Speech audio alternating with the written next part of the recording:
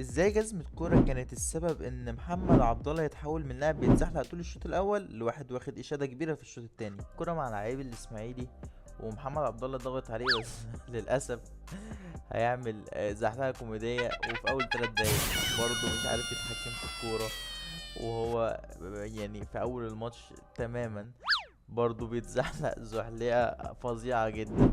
فالجزمة اللي كان بيلعب بيها الشوط الأول خلته يخسر الكرة 11 مرة، بس لما نزل الشوط التاني وغير جزمته عمل اسيست 2 كيبوس، وكمان كان عامل كذا مراوغة صحيحة. هنا قطع الكورة وكمل وعمل كوبي بيست من ماتش بتروجيت بكيبوس لجراديشيار ضاعت، بس امام عاشور بصراحة سطور. طبعا الواحد مش محتاج يتكلم عن جمال امام عاشور لان انا اتكلمت عنه في البرنامج الاحمر، هستناكوا تشوفوا الفيديو. هنا محمد عبد الله برضو بمراوغته وسرعته هنا يعني بيفكرني ببيرسي تاو اول ما جه، سريع مهارة وبيلعب بشماله صح، عمل احلى كيبوس. وطبعا امام مش محتاج اتكلم عن جمال الاسيست.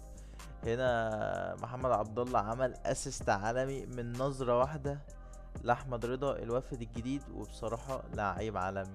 وبكده بقى قلت لكم ازاي